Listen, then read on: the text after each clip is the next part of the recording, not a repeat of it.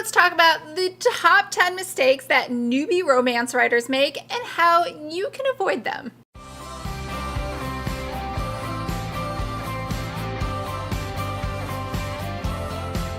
Hi everyone, I'm Lisa, best-selling co-author of the Snow and Her Seven Seals series, and on this channel we talk all about romance writing, specifically for newbie and aspiring romance authors. In no particular order, here are the top 10 mistakes that not only have I made, but I see happening all the time. So the first one is just not knowing the genre. And what I mean by that is not knowing the rules. There must always be a happily ever after. Your characters have to interact. You also need to have a book where there is no cheating, or if there is, you have to state that explicitly up front. Now, the reason I say they have to interact is sometimes when you start writing, say, romantic suspense, or you write a romantic young adult or something else, you have set up a situation where it's so awkward that the two people are not naturally interacting a lot, so it's really hard for you to get the romance to happen. So if you notice when you watch a romance movie, the two characters are always together for whatever reason. The guy is either he lives in her apartment, he has to fix something there, he is best friends with her roommate. There's a reason that they are naturally always interacting together. So sometimes that is not always happening in a romance novel when you are a newbie. So number two is sometimes I see people portraying abuse as love. So a really good example of this is the 1980 movie Urban Cowboy with John Travolta and Deborah Winger. And it is absolutely just a terrible portrayal of romance. So she has her boyfriend number one who hits her but won't say he's sorry, so they break up. So she goes with boyfriend number two, who then punches her in the face, and she still stays with him. And then when boyfriend number one comes back and he finally decides he will swallow his pride and apologize for hitting her, then he gets upset that she was hit by somebody else. It is seriously the worst romance ever, but somehow that was considered romantic in that movie. This is a bad example of using abuse as a sign of love, or even worse, using his past childhood trauma as an excuse for why he is so abusive. So that is just something that people don't really want anymore. Number three is instant chemistry romance for no reason at all, just because he's hot. She saw him from across the room and she just knew. And he looked back at her and he just knew. So there's really no conflict built in there, and they can be physically attracted to each other, but the instant love thing is not going to make for a long romance novel or even a short story. Number four is obvious love triangles. So first, there's nothing wrong with love triangles. I know some people get annoyed at this trope being used too often or saying it's out of style. There's really nothing wrong with it, except when it's so obvious that one guy is a total jerk or a criminal and the other guy is this golden guy who only does nice, wonderful things for her. So don't make your love triangles too super obvious. It should be an actual real choice, and a tough one for her to have to choose between two seemingly good but very different men. Number five is fake conflict or fake misunderstanding. So this is what I kind of consider slapstick humor, where, you know, either there was a spelling error in the text message or someone misheard something, but instead of asking a simple question like, is that what you meant? Or getting clarification, they run off and do a ton of different things and take the story in a completely different direction based on that misunderstanding, which could have easily been cleared up with a 2-second text message or phone call. Number six is pregnancy winning the guy over at the end, which it's fine if he comes back to our heroine because she's pregnant and commits to her and wants to marry her, but it should be for that plus something else. Or if he does, it makes more logical sense for her to say, I don't want you to come and marry me just because I'm pregnant. So that is not that's not the happy ending cause for the end of your book.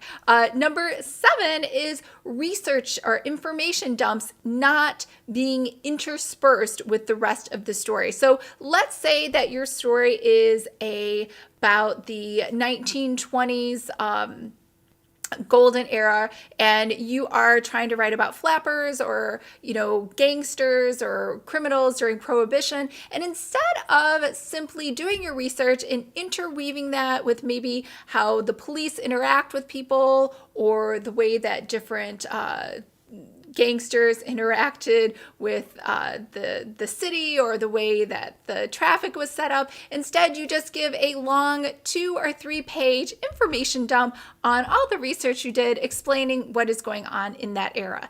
That is information dumping, and that is not interspersing your research into the book, right? If it sounds like Wikipedia has been inserted into your book, then you are doing an information dump. The next one is writing about your ex-boyfriend as the villain. So all of us would like to villainize our ex-boyfriends in our books, but I notice that people that do that sort of go off on a tangent and don't really stick to a real story because they're so busy trying to show examples of how much of a jerk this guy is in a particular situation. So just leave it alone, get over it. Your ex is over it. Just move on. Make your guy or a bad guy in the book a bad guy for other reasons that fit your story and not because of an example that you had in your real life. Number 9 is the ugly duckling syndrome. So this is where your heroine, typically, usually not the hero, has a little bit too much self-deprecation. They're just wallowing in self-pity for too long. They're doing the woe is me, I don't know what I should do. And so instead of taking action, they're basically just sitting around whining and complaining for a large part of the book. So this is something that is kind of funny for maybe a couple paragraphs, but they should either be moving on and taking action, or they should be getting better as the story progresses because we'd like to see some character development in that particular heroine. Now, number 10, and this is the last one, is the damsel in distress. So every single fairy tale from olden days, and I'm talking about Grimm brothers, has a helpless woman typically who needs to be saved by a man, like literally your knight in shining armor. So sometimes when you do this, this is what we call in horror movies the character who is too dumb to live. So just like before, when we didn't want someone whining and complaining a lot, we also don't want a super passive heroine who is just helpless and kind of clueless and a little dumb, when it could have easily been solved by just running away from danger, being street smart, or not putting herself into situations where she does need to be saved. So this is pretty much my list for everything that I see specifically in romance novels. I know there are a ton of lists on what newbie writers do, like using adverbs too much or switching POV. I'm really just talking about romance writers and the romance genre and what you can look at or look out for when you are writing your first romance. So let's go ahead and recap that list. So the first one is not knowing your genre. The second one is portraying abuse as love or writing it away as okay because someone had a childhood trauma. The third is instant romance or instant chemistry for no reason at all except they both think each other is hot. And number 4 is super obvious love triangles where there really is no choice because it's so obvious. Number 5 is fake conflict due to false, contrived misunderstandings. Number 6 is pregnancy winning the man over as your happily ever after. 7 is going into big research information dumps like you are Wikipedia. And number 8 is writing about your ex-boyfriend. Number 9 is the ugly duckling syndrome where they go on and on about how woe is me. And number 10 is the damsel in distress who can never quite save herself or take any action to be her own hero. All right. I hope that list was helpful and that you all are having a happily ever after day. And I will talk to you guys next week. Bye.